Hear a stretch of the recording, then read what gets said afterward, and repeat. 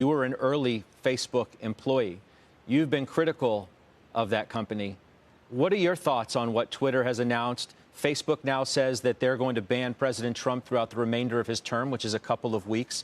How are you thinking about this today? I'm really of mixed emotions. Let me just tell you what I feel as an ex-employee. What I'm thinking to myself is that if I was working at Facebook today, I would be confused. And largely because I would wonder what changed from 6 months ago, 1 year ago, 24 months ago, and today. The disinformation was the same. The amount of sort of vitriol that flowed through some of the groups was the same. Their ability to organize was the same. Storm the Capitol existed before they actually stormed the Capitol. And so, unfortunately, the skeptical part of me says we optimized for short-term profitability at the sake of our democracy. And what we left in tatters was any sense that there was any sort of moral or ethical imperative that would govern decision-making at that company. And so that saddens me for the people that work there. As a business person, I think we're also slightly to blame because we've sort of, said that that's okay because we've been enamored with the short-term profitability of Facebook. So I think in a nutshell, I think Anthony is right that we are collectively a part of this problem. I don't think it's theirs of their own making. If the feedback loop to Facebook was fix this problem, otherwise we will sell your stock, they would have fixed it a long time ago. Instead, it was, you're rich, get richer, we'll support you. And this is what happened, Scott. Roger McNamee, who I know that you know, said earlier on the network, he called what Facebook's done, and he's been a notable critic, to say the least.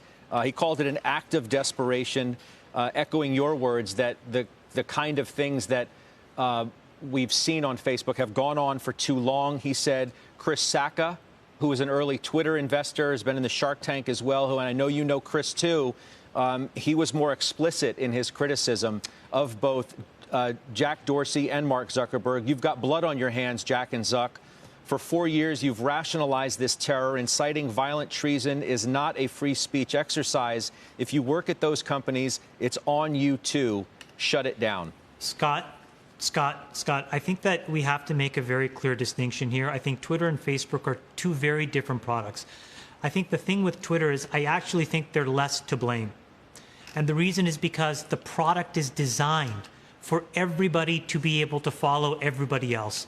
So there is an incredible free flow of information. It does create a different problem, which is how do you construct a healthy social media diet? But that's what the problem is on Twitter. The problem on Facebook is different, which is it amplifies echo chambers on purpose and by design. And so if you're somebody who, for whatever reason, feels disenfranchised, you can find a corner of the internet where you can amplify your worst fears.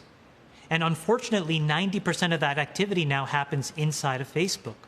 The reality is that I think we've all realized after today that Section 230 is a fig leaf, that there is no way that these companies can hide behind it, that Facebook is a publisher, that they should be held to the same account as any television station or any newspaper, and that's okay. And they should just figure out how to adapt the product and move on. The thing about today, which I think is just unfortunate, is backpedaling is just kind of spineless.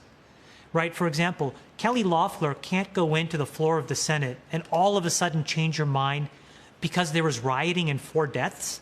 That's what it took. But everything else, it didn't change the actual perspective of whether there was voter fraud or not. And so all these fig leaves, people see through them and people know them to be fake. And so we just have to have a real come to Jesus in this country about what's really important. Just to put a button on it before we take a quick break, you think Section 230 should be repealed? I think Section 230 needs to change, and I think that these social media companies need to be dealt with as publishers. And I think at the front of the line is Facebook because they are algorithmically deciding. There are people inside of that company that are building these things that are amplifying the lobotomization, the intellectual cornering of people so that they cannot learn what's really happening, so that their worst fears and their worst concerns are amplified. And we need to do a better job of understanding that that diet is unhealthy. That now that you sell cigarettes that cause cancer, there needs to be labels. They need to be put behind the counter. They need to be far away from a children's reach. These things need to happen. And the equivalent version of that drives this decision-making online is Section 230. It has to change.